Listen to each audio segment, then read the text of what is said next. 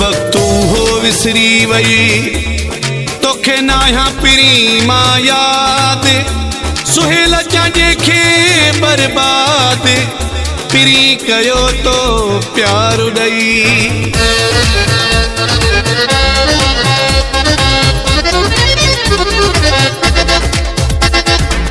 वक्तो अथी एड़ो गलाई प्यो तू वडाई पंहिंजी ॾेखारी प्यो तू असां लाइ सियाणो थी वे मिले दौलत वॾो माण्हू थी वे वठी शोहरत वॾो माण्हू थी वे वक्तो अथी एड़ो गलाई प्यो तू वडाई पंहिंजी ॾेखारी प्यो तू असां लाइ सियाणो थी वे मिले दौलत वॾो माण्हू थी वे वठी शोहरत वॾो माण्हू थी वे वक्तो अथी एड़ो ॻाल्हाई पियो तूं वॾाई पंहिंजी ॾेखारी पियो तूं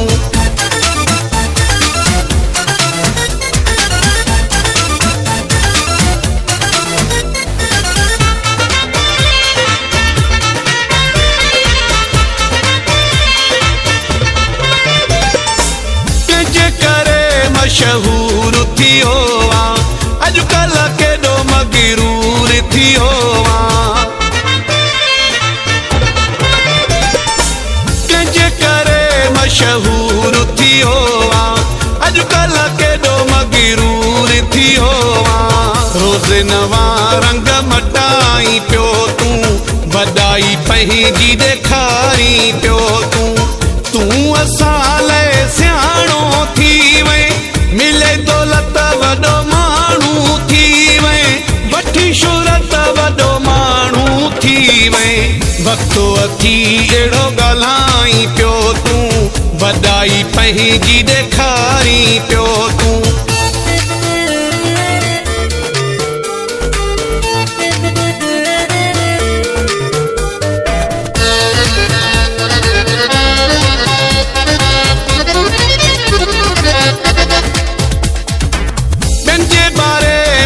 सोचबो आहे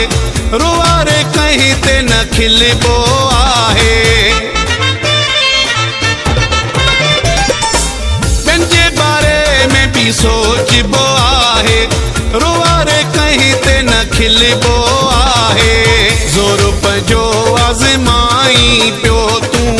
वॾाई पंहिंजी ॾेखारी पियो तूं असां लाइ सियाणो थी वे मिले दौलत वॾो माण्हू थी वे वठी शोहरत वॾो माण्हू थी वे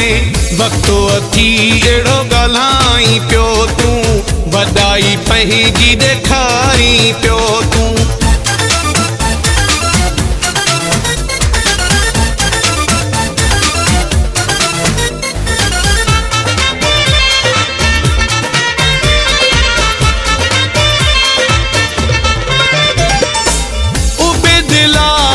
कहर करी थो जिंदगी को लाज जी जहर करी थो उबे दिलाह सा कहर करी थो जिंदगी को लाज जी जहर करी थो जुल्म पंहिंजा न घटाई पियो तूं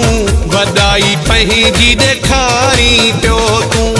तूं असां लाइ सियाणो थी वे मिले दौलत वॾो माण्हू थी वे वठी शोहरत वॾो माण्हू थी वे वक्तो अथी एड़ो ॻाल्हाई पियो तूं वॾाई पंहिंजी ॾेखारी पियो तूं असां लाइ सियाणो थी वे मिले दौलत वॾो माण्हू थी वे वठी शोहरत वॾो माण्हू थी वे वक्तो अथी एड़ो ॻाल्हाई पियो तूं वॾाई पंहिंजी ॾेखारी पियो तूं असां लाइ सियाणो थी वे मिले दौलत वॾो माण्हू थी वे वठी शोहरत वॾो माण्हू थी वे वक्तो अथी एड़ो ॻाल्हाई पियो तूं वॾाई पंहिंजी ॾेखारी पियो